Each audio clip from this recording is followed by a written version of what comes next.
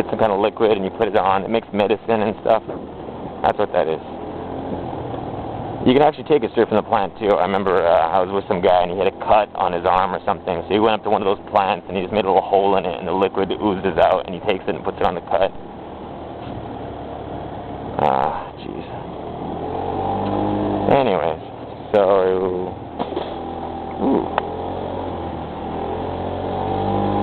yeah, I'm not telling too many jokes in this video, but I don't know, it's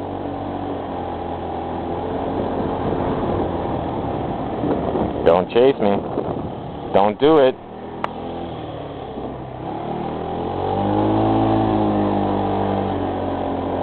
So yeah, I don't know. Yeah, it was fun when my ex-girlfriend came here and riding around the mountains.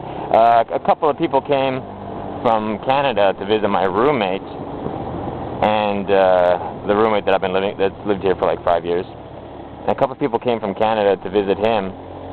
And we went up into the mountains once with them. We went up into the mountains, and these kind of roads, beautiful foliage, and big mountains in the background, and a few big ass rivers and stuff. But we only did it like once. I don't know. We just did other stuff, and we took them into the mountains once. And I remember at the end of their 2 weeks here or whatever, we asked them, well, what was the best part of the trip? And their answer was, when we went into the mountains that one time.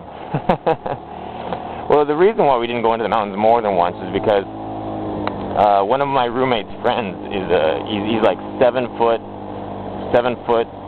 or something, and he's heavy too, so he's like this huge guy.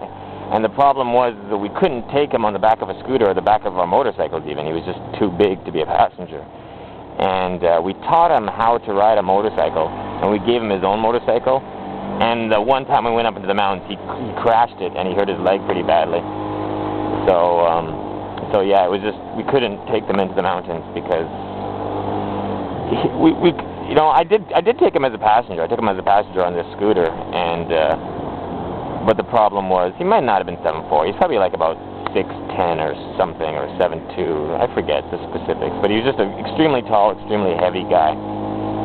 And I took him on the back of the scooter, but even like taking him on the back of the scooter, you couldn't do the mountain roads because you got roads that are uphill, and that just wouldn't work. So we weren't able to take them into the mountains again after the first time.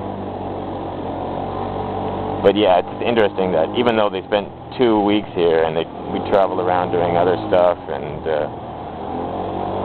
we went to beaches, like nice tropical beaches, and did other things, hiking trails and temples and oceanside resorts.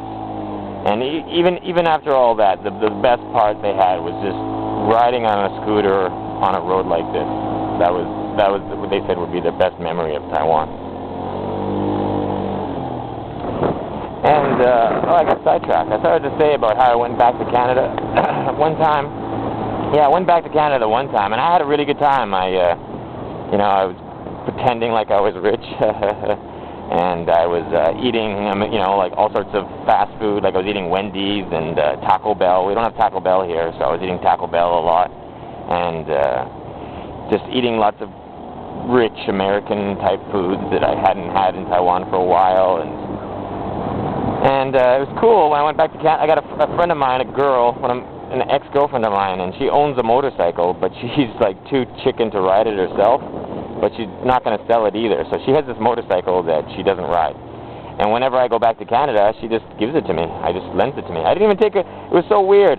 The last time I went back to Canada, she gives me her, I stayed at her house with her husband, and I rode, he doesn't ride the motorcycle either, he's just not into bikes.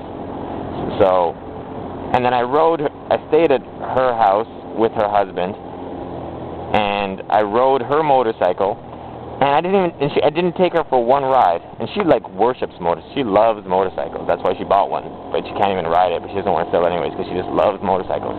And then I stay at her house for like 2 or 3 weeks, and I didn't take her for one ride. It was kind of funny, but I put the blame on her, because I don't know, because I blame her for most things. whenever there's a problem between me and her, it's her fault. Yeah, so I think it's kind of cool that I'm still friends with my ex-girlfriends like that, you know. The ex-girlfriend Heather, like we still talk emails and stuff, and then my ex-girlfriend who's married now, her name's Lonnie, and you know, I still if I go back to Canada, I still stay at her house. I get along with her husband, you know. I think it says something about me that I'm still good friends with my exes. And that's a little bit of bragging, but whatever, you know. Yeah, I'm gonna make another. I'm gonna start and stop the video.